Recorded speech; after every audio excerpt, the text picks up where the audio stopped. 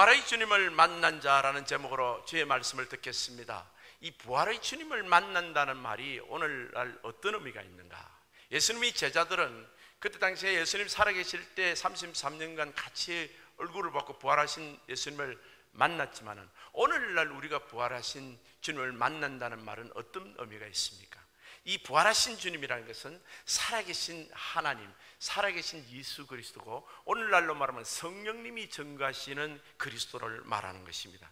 성령님이 증거하시는 부활하신 주님은 예수님의 사랑을 우리에게 가르쳐 주십니다. 사랑 중에 가장 큰 위대한 사랑이 십자가의 사랑입니다. 이 십자가의 사랑은 인간의 상식으로는 이해가 된다는 것이 비정상이에요. 왜냐하면 아버지가 아들을 남을 위해서 죽였기 때문에. 여러분, 어느 목사님 그렇게 이야기를 했죠. 자기 아들, 나는 아들이 하나 있는데 내 아들 여러분을 위해서 못 줍니다. 그럼 목사님뿐만 아니라 여러분 모두 그렇습니다. 여러분 자식을 누굴 위해서 대신 죽이겠습니까? 누구의 생명을 구하려고 우리 자식을 어떻게 내가 아버지가 팔겠냐 이 말이에요. 그건 인간사에서 있을 수 없는 사랑이에요. 근데 그렇게 하셨다고 성경이 말씀하시잖아요. 하나님이 세상을 이처럼 사랑하사 독생자 자기 아들 하나밖에 없는 아들을 주셨으니 말이에요. 그 사랑은 인간의 논리로 이해를 한다는 것은 거짓말이에요. 왜냐하면 브레인워시 된 겁니다. 그냥 그렇게 그렇다더라라는 정도지요. 근데 실제로 이 사랑을 가르쳐 주시는 분이 우리 가운데 들어오신다면, 주의 영으로 우리 가운데 들어오시면 그분이 가르쳐서 그 사랑을 부어주시고 깨닫게 해주시고 가르쳐 주시면 우리가 알 수가 있는 것입니다. 그래서 하나님의 말씀은 하나님의 은혜로 이해를 하는 것입니다. 하나님의 능력은 하나님만이 가르쳐 주셔야 그것을 깨우칩니다. 인간의 수준에서는 알 수 없는 것들이 이 부활의 영광이요 십자가의 사랑입니다. 근데 이 십자가의 사랑이 우리에게 넘치면 우리가 완전히 달라지는 것이에요. 오늘 본문 3절 4절 보세요. 구원을 받기 위해서 두 가지 말씀만 알면 됩니다. 내가 받은 것은 먼저 너희에게 전하였느니 이는 성경대로 그리스도께서 우리 죄를 위하여 죽으시고 십자가 사건입니다. 4절에 보면 장사 지낸 바 되셨다가 성경대로 사흘 만에 다시 살아나나. 자, 사흘 만에 부활하시고 그 전에 십자가로 죽으시고 부활하신 것, 이것을 믿기만 하면 구원받습니다. 그래서 구원받는 것은 믿음으로 고백만 하기만 하면 구원받습니다. 그런데 오늘날 많은 크리스천들이 요한계시록 3장 1절 사대교회에 된 경고처럼 내가 살았다 하는 이름을 가졌으나 사대교회 사자에게 편지하라. 하나님의 일곱 영과 일곱 배를 가진 이가 이르시되 내가 내 행위를 아느니 내가 살았다 하나 하는 이름을 가졌으나 죽은 자로다. 신자는 우리 영생을 가졌다 그러잖아요. 우리는 죽어도 천국 가고 예수님 오실 때 부활한다고 믿고 있습니다. 영생이라는 게 뭐예요? 죽지 않는 생명, 영원한 생명을 갖고 있는 사람들이고, 우리는 천국에서 영원토록 산다라고 말은 하고 있지만은 실제로 사는 모습은 마치 죽은 사람, 세상 사람하고 똑같다는 거예요. 사대 교회를 보고 말하는 겁니다. 오늘날 우리 교회, 우리 좋은 교회는 아니더라도 많은 크리스찬들을 향한 하나님의 경고입니다. 여러분, 장례식에 가게 되면 시신이 누워 있는데 그 시신의 얼굴을 화장을 너무 잘해서 꼭 잠들어 있는 것처럼 여기 뽀시시하게 그렇게 이쁘게 해놨더라고요. 그래서 얼마나 이쁘게 보이는지 모릅니다. 여러분, 오늘날 많은 사람들이 덧칠하고 입히고 자기를 아름답게 해도 그 영혼이 죽어 있는데 우리 신자들이 마치 세상 사람, 죽은 사람처럼 그렇게 사는 성도들이 많다는 것입니다. 그런데 십자가의 사랑, 하나님이 가르쳐 주시는 이 사랑의 폭포스, 사랑이 성령으로 부음바 너희 마음에 되면 이건 다른 거예요. 이건 이야기가 다른 겁니다. 그때부터 우리는 죽은 자가 아니요 정말 산자처럼 사는 그 살아있는 하나님의 사랑의 폭포스가 우리 가운데 역사를 하는 거예요. 그래서 여러분, 말씀은요 그냥 읽으면 까만 것은 글이요 하얀 것은 종입니다. 그냥 소설 읽는 거하고 똑같아요. 성경 말씀이에요. 근데 이 말씀을 읽을 때 이 말씀이 살아 움직인다는 말은 무슨 말씀인가 하면 그 말씀 하나하나가 성령이 감동을 주셔서 성령을 우리에게 들어오는 말씀이에요. 여러분, 지금 말씀을 듣고 있는 여러분이 제 이야기를 듣는 것이 아니라 하나님이 여러분의 심령에 이렇게 던져주는 말씀을 듣는 사람은 심령이 깨지고 심령에 불이 붙으며 하나님의 생명이 여러분 가운데서 일어나는 거예요. 그 말씀을 믿고 듣는 순간 그 순간에 구원이 일어나는 겁니다. 우리 성도님들이 저에게 이 아이패드를 사주셨어요. 최신 겁니다. 근데 이 아이패드 최근 거에 펑션 중에 팀 뷰어라는 그런 기능이 하나 있더라고요. 이 팀뷰는 어떤가 하면 이 아이패드에서 아이콘을 이렇게 만지작거리면 저쪽하고 싱크를 하고 커넥션만 해놓으면 내 데스크탑에 거기에 있는 아이콘이 움직이는 거예요. 그러니까 내가 바깥에 나가서도 움직이면 데스크탑에 컴퓨터가 켜져 있으면 내가 그것을 데스크탑 것을 볼 수가 있는 거예요. 그걸 보면서 제가 성령님을 느꼈습니다. 여러분, 성령님이 말씀을 들고 오십니다. 그렇게 움직이지 않는 말씀은 가짜예요. 머리로 외워 있어도 아닙니다. 뭐 암기한다고 해서 말씀이 역사하는 거 아니에요. 성경을 백독해도요, 말씀이 역사하지 않으면 아무 영향도 없습니다. 성령님이 여러분의 말씀이 움직여주셔야 그 말씀을 살았고 움직이는 말씀, 운동력이 있는 말씀, 내가 내 입에서 나오는 하나님 말씀, 내가 너에게 이르는 말이 영이요 생명. 지금 주님이 실제로 너에게 말을 하는 듯이 들리는 말씀이라는 거예요. 그 말씀은 하나님 말씀이 성령의 채널을 타고 들어오는 말씀이라는 거예요. 그게 말씀과 성령은 뗄 수가 없습니다. 여러분, 말씀과 성령은 항상 같이 가야 돼요. 살아있는 말씀이, 그 말씀이 한마디만 내게 제대로 들어도 내가 달라집니다. 저는 부름을 받은 말씀이 갈라디아서 6장 14절이에요. 내게는 우리 주 예수 그리스도의 십자가 외에는 결코 자랑할 것이 없느니. 이 말씀을 한번 들었는데 제가 이리 의자에 앉아있다가 팍 쓰러져 버렸어요. 30분간 뒹굴었습니다. 좀 이상하죠, 그죠? 근데 말씀이 그렇게 역사해요.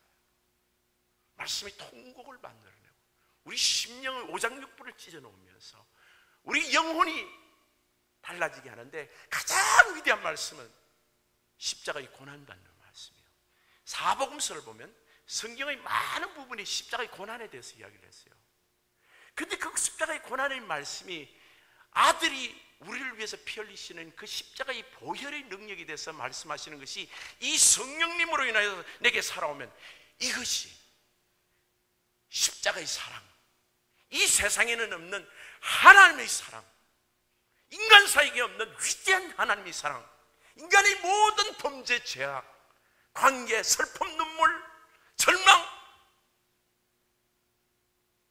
그 어떤 것도 다 치료할 수 있는 능력이 이 십자가의 사랑입니다. 여러분, 어떤 문제를 갖고 있습니까? 질병이든 습관이든 모든 문제 다 내게로 오라.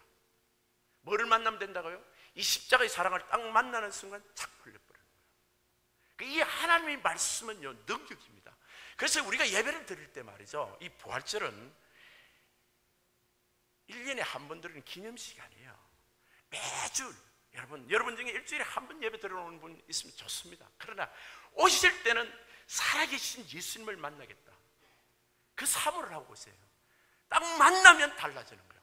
오늘 여기 보니까 4절에 보게 되면 장사지님과 되었다가 성경대로 사흘 만에 다시 살아나사 게바에게 보이시고 그 후에 12제자에게서 그 후에 500여 형제에게 일시 내셨으니 그 중에 지금까지 대다수는 살아있고 어떤 사람들은 잠들었으며 그 후에 야고보에게 보이셨으며 그 후에 모든 사도에게와 맨 나중에 만삭되지 못한 나 내게도 바울에게도 보이신다. 자, 이 500명 게바, 바울, 야고보 이런 사람이 지금 어떻게 예수를 만나기 전과 만난 후의 차이를 뭔가 하면 야고보 같은 경우는 뭐 베드로도 말할 것 없지만 야고보 같은 경우는 예수님이 큰 동생이었어요. 그 바리아가 동네 사람들이 예수가 귀신 들렸다 그러니까 바알세불 들렸다니까 이 엄마니까 아들이 그 잘못됐는지 찾아러 오는데 그때 따라오는 거예요. 집에 가자고. 응? 귀신 들린 형 데리러 온 거예요. 그렇게 믿음 없던 이 야고보가 나중에는 예루살렘의 최고의 수장이 되는 거예요. 기둥이 되는 것입니다. 이 야고보가요. 뭐 바울은 말할 것도 없잖아요. 예수 믿는 자를 돌로 쳐 죽였는데 거기에 옷을 맡은 자, 아주 주인공 역할을 했던, 투목 역할을 했던 이 바울이라는 거예요. 자기 백성을, 자기 형제들을 돌로 죽여도 양심의 가책이 없고 다메섹으로 갈 때 하나님으로부터 빛을 받았잖아요. 그때 하나님 그 빛이 부활의 영으로 나타나죠. 오늘날 우리에게 고대하는, 여러분 예배를 드릴 때 고대하는 것이 있어야 돼요. 무슨 말인가 하면 이 예배를 드릴 때 주님께서 이 부활의 영으로 살아계신 말씀으로 살아있는 영으로 여러분을 딱 만나게 되면 그날부터 난 달라져. 설교를 들을 때 가만히 앉아서 들을 수가 없다니까요. 눈물이 나서. 말씀을 듣고 내가 그냥 집에 조용히 앉을 수 없어. 반드시 봉사를 하게 돼요. 반드시 뭔가를 하게 돼요. 예수를 증거하든지 내가 뭔가를 하나님을 위해서 뭔가를 해야 되겠다는 그 부담감 때문에 내 속이 뒤틀리는 거예요. 가만히 있을 수가 없단 말이에요. 예배 드리고 와서 아무 일도 없이 그냥 조용히 가고 빨리 안 마치나 이러고 그냥 지나가는 그 사람이 이상한 거예요. 지금 그 사람이 잘못된 예배를 드리고 있는 거예요. 살아있는 예배에 예수를 딱 만나고 잡히면요, 이게 내가 아니에요. 더 이상 내가 아닙니다. 예전의 나가 아닙니다. 내가 아니에요. 여러분, 주님 안에서 우리가 이 예수를, 능력 있는 예수를 만나게 되면 변화가 시작됩니다. 그러니까 여러분, 주일날마다 사모를 해야 될 것은 이 부활하신 주님을 만나면요, 여러분 갇혀있던 어떤 감옥, 습관, 괴로워하던 거, 고치고 싶은 거 다 풀어진다고. 사도행전 16장에 보게 되면 빌립보 감옥에 간 바울과 실라가 하여튼 귀신 들린 여정을 쫓고 나서 그냥 죽도록 매를 맞습니다. 근데 밤중에 깊은 자에 착고에 묶여 있었어요. 쇠사슬에 묶여 있었는데 그 바울과 실라가 찬송하고 기도를 하는데 갑자기 지진이 나더만은, 이 지진이, 이상한 지진이 갑자기 손에, 이 발에 이게 맞았던 이 쇠사슬이 착착 풀어집니다. 이건 우리에게 지금 말씀하고 있는 하나님 뜻이 있어요. 여러분, 우리 인생들이 왜 괴로워합니까? 중독이 되어 있는 거예요. 어떤 습관을 끊지 못하는 거예요. 혈기를 참지를 못하는 거예요. 자기 성품을 자기가 못 고치는 거예요. 뭐 이해해달라고 뭐. 여러분, 하나님 백성들은요, 주님이 다 이해하고 사랑하셨지만 이 땅에 살면서 우리 변해야 됩니다. 근데 변하는 것이 내가 변하는 게 아니라니까요. 여러분, 자기가 연습해가 변하지 마세요. 제가 늘 비유로 말하지만 풍선의 비유를 합니다. 풍선을 한쪽을 밟아보세요. 쭉 줄어든 것 같죠? 나머지 한쪽은 더 늘어났습니다. 그러니까 여러분, 어떤 사람이 열심히 노력해가지고 살 좀 뺐다. 그 사람 몸은 날씬한 거 몰라도 그런 말은 안 할게요. 내가 무슨 말인지 알겠죠? 그게 여러분 사람을 변화시킨 건 아니다 말이에요. 여러분, 우리가 무슨 습관을 하나 내가 고치지 마세요. 여러분, 간밤에 죽도록 싸웠습니까? 그대로 오시라고요. 하나님 교회는요, 있는 이 몸 그대로 와가지고 은혜 받아서 변하는 거예요. 그래서 너희들 이 제단의 돌에 정을 대지 말라 그래요. 근데 교회를 올 때 많은 사람들이 뭔가 교회 와갖고 뭐가 좀 폼 잡고 자기를 뭐 드러내기 위해서 교회를 오는 것처럼 생각하는 어린 신자들이 있어요. 제가 고등학교 후배를 하나 전도사로 부름을 받고 이 LA로 오기 마지막 전에 89년도에 부산에 후배 하나, 지금 대학교 교수인데, 그 친구를 보고, 야, 미스터 강 씨였어요. 야, 강 집사, 너 좀 이제 마지막 날 전도사로 떠나는데 마지막 주일날 내가 참석하고 이제 믿어라. 그러니까, 선배님, 제가 박사과정 공부도 지금 풀리면 시험도 떨어진 이 부끄러운 주제에 어떻게 교회를 옵니까? 그러니까 교회를 나와야지. 네 성질이 더러우니까, 네가 실패했으니까 교회를 나와야지. 사람들이요, 교회를 뭐 자기 멋내고 자랑하고 내가 차가 얼마나 좋고 집이 얼마나 출세, 이거는요 예수를 모르는 사람이에요. 간밤에 고주망태가 되고 술을 마셨기 때문에 노는 거예요. 술버릇 끊으려고. 그거를 내가 끊지 말라고. 하나님의 성령이 살아서 역사하면요 그 자리에서 끊어집니다. 여러분, 우리 교회가 예배가 은혜가 있다는데, 그래서 우리 새가족 성경 공부할 때 우리 집사님 어떤 분 한 분이 간증을 하더라고요. 그렇게 그냥 끊어지는 거예요. 그래요. 그게 한 사람이 간증이 아니라 모든 사람이 그런 간증이 나와야 돼요. 남녀노소를 불문하고 예배를 제대로 드리면요, 하나님이 너 이거 고쳐야 돼 하는 그 착고들이 탁탁 풀어지는 거예요. 그것뿐만입니까? 감옥이 확 무너졌어요. 문이 열려버렸어요. 내 인생이라는, 내 인생에 창살 없는 감옥에 갇혀 있어요. 관계의 감옥, 무슨 궁핍의 감옥, 이런 것들이 팍팍 열린다니까요. 여러분, 우리 하나님은 전능하신 하나님이요, 아들을 주시니까 그 아들과 함께 모든 것을 은사로 주지 않겠느냐. 자기 아들을 하나님, 전능한 하나님을 내일을 위해서 주셨는데 뭐가 안 주실 게 있냐 말이에요. 여러분, 원하는 게 뭐세요? 주님 안에서 정말 우리는 자유한 해방, 세상 것에, 습관에 우리가 여러분 매여 있는 것이 한두 개입니까? 그것 때문에 내 옆에 있는 사람을 아프게 하는 거예요. 그러니까 그런 것들을 해방시키는 그것이 빌립보 감옥에서 일어난 거예요. 다 해방이 돼요. 그런데 바울이 그 해방이 돼도 그 해방을, 자유함을 자기를 위해서 사용을 안 나갔습니다. 간수가 죽게 되니까 간수가 와서 부복하니까 간수에게 복음을 전들. 그날 밤에 간수가 해방이 되는 게 어디서 해방됐습니까? 허가마이 세력에서. 그 사람 가만두면 죽었을 사람이에요. 지옥 갈 사람이에요. 근데 그 사람을 간수에게 복음을 전해서 어두움에서 해방을 시키는 거예요. 여러분, 해방된 자는 해방시킬 줄 아는 거예요. 복음을 전할 줄 아는 거예요. 그리고 우리 정말 주님 안에서 우리에게 주신 이 부활의 주님을 만난 자들은 하나님의 자녀로서 변하기 시작하는 겁니다. 이 하나님의 자녀로서 변하기 시작하는 이 모습이 고린도서 3장 18절에 잘 나와 있습니다. 우리가 얼굴을 다 수건을 벗은 얼굴로 거울을 보는 것 같이 주의 영광을 보며 그와 같은 행성으로 변해. 자, 요 말씀이 있어요. 말씀을 들을 때 여러분 감동이 옵니까? 그러면 여러분 지금 변한 거예요. 여러분 영혼이 변한 거예요. 말씀을 들을 때가 은혜가 확 하고 가슴이 확 찔리기도 하고 때로는 이렇게 활컥활컥 마음에 감동이 옵니까? 하나님의 예배를 드릴 때 말씀을 통해서 찬송을 통해서 이 은혜가 올 때 그 은혜가 자꾸만 시작하면 사람이 달라지는 거예요. 내가 이러면 안 되는데 하면서 마음이 막 끌려가 가는 거예요. 응? 그래서 영광의 영광을 주의 영으로 말미암아 우리 성령님께서는요, 여러분 보고 하라고 하는 게 아니라 열심히 해야 될 것이 뭔가 하면 예배 시간에 자주 오셔야 되는 거예요. 한 번 오는 사람은 두 번 오는 사람, 예배를 한 번을 드려도 제대로 드리겠다고 하는 사람, 전심으로 자기를 던지는 사람, 그 사람들이 주님을 만나는 거예요. 여러분, 세상 방법으로 노력해가 무엇을 하는가 그거 흉내내지 마세요.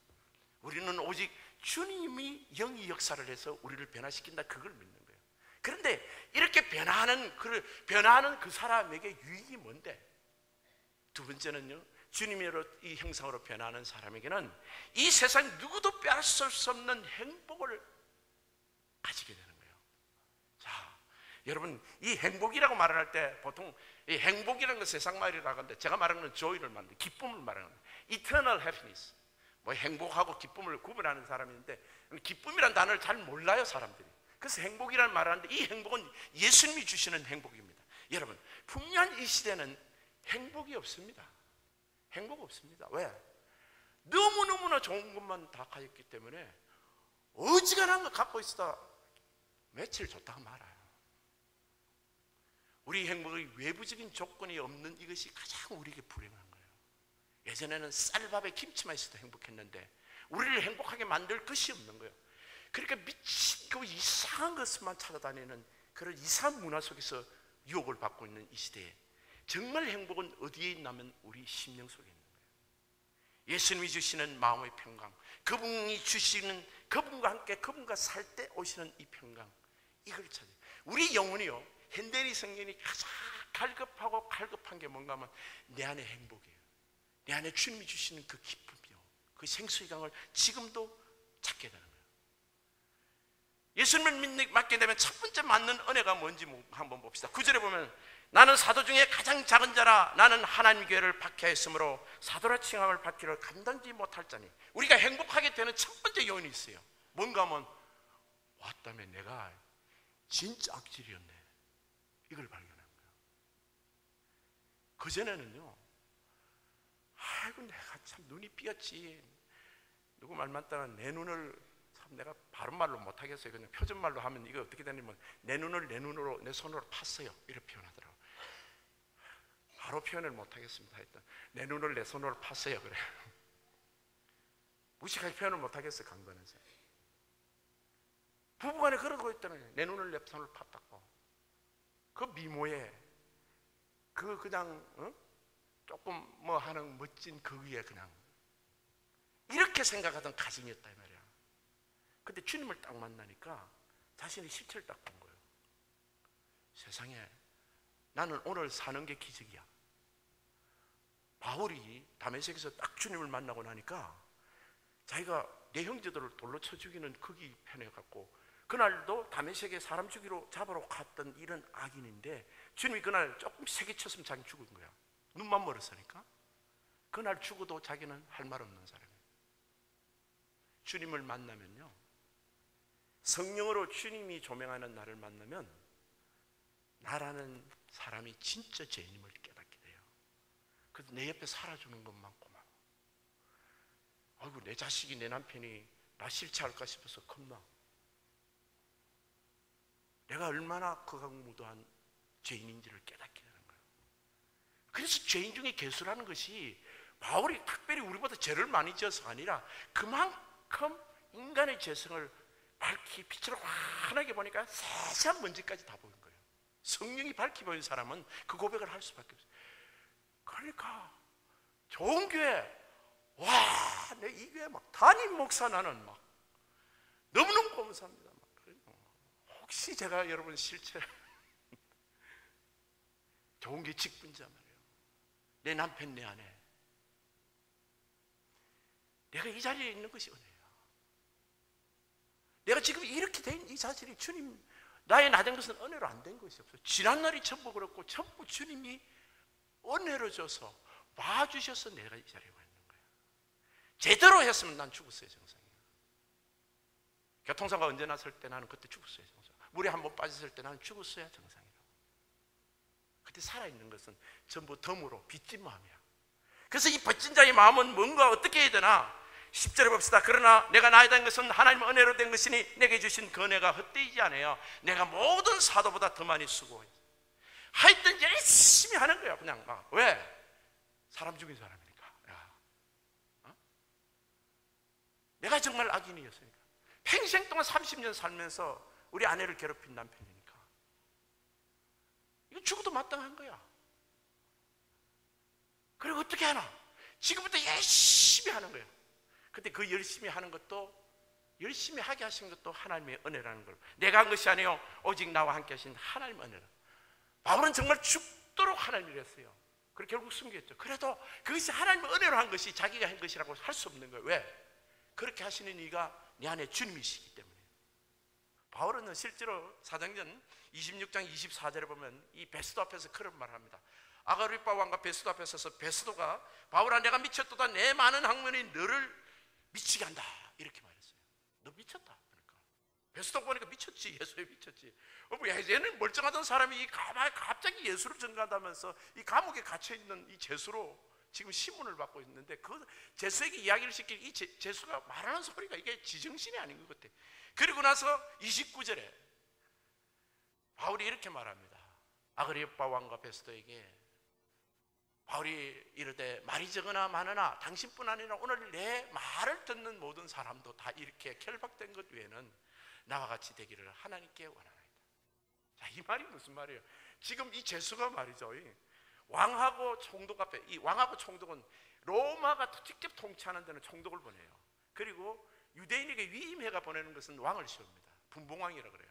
그래서 아그리빠 왕은 분봉왕 지역의 왕이고 베스도는 그 지역의 지금 통치자 왕이에요. 그들이 갖고 있는 재력과 권력은 온천을 다 가진 거예요. 간밤에 엄청나게 질타하게 먹고 놀았을 겁니다. 아침에 일어나서 두 사람이 바울을 앞에 데려놓고 너 할 말 있으면 해봐라 그러니까 얘가 미친 소리를 하는 거예요. 아니 죄수면 목숨을 아유 선생님 총독님 왕이야 살려주세요 이래 나와야 될 거 아니야. 그런데 얘가 하는 소리가 바울이 하는 소리가 내가 지금 이게 목에 이렇게 묶여있는 거, 이 쇠사슬에 묶여있는 이거는 죄수니까 이거 말고는 당신이 나 같았으면 참 좋겠네. 내 보면 부럽지요. 그래 미쳤다 소리 듣죠. 여러분이 지금 자동차가 낡은 중고차 타고 아파트도 뭐 아주 값싼 스튜디오 산다고 그럽시다. 그래도 행복합니까? 바울은 죄수인데요. 감옥인데요. 왕들 보고 뭐라고 왕이여 총독이여 나처럼 되세요. 당신들은 행복 안 한 것 같아. 얼굴이 썩네요. 이 말은요 오늘날 모든 영혼에게 다 해당되는 거예요. 미국이 가장 화려하게 사는 자인데 왜 허무합니까? 왜 살인하고 강간하죠? 왜 그런 범죄에 빠지죠? 이상한 범죄에? 왜 중독되죠? 미치겠습니까? 죽기 일보 전이니까. 죽기 일보 전이니까 자살하는 대신에 그 짓을 하는 거예요. 들키면 자살하더라고요.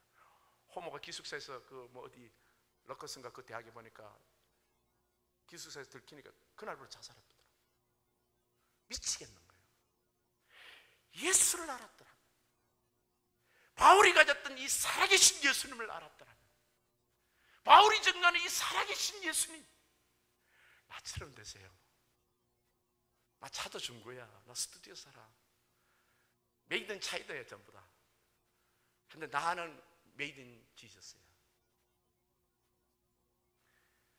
나는 메이드 인 헤븐이야. 내가 얼마나 행복한지 보이죠? 눈으로 보잖아. 왕이여 총독이여 내처럼 돼요. 너무 불쌍 이러고 있단 말이에요. 예수가. 이게 과장입니까? 이게 누구에게 준 축복입니까? 여러분 예수 믿고 잘 살고 부자 되고 유명해지고 그렇게 되세요. 그런데 진짜 축복은 그렇게 됐을 때 갖는 게 아닙니다. 지금 가져야 돼요. 지금 살아있는 예수, 지금 살아있는 예수, 지금 기쁨이 넘치는 예수, 세상이 빼앗을 수 있는 영원한 행복, 하나님만이 주시는, 살아계신 예수님만이 주시는 이 행복을 누리시기를 예수님 이름으로 축복합니다.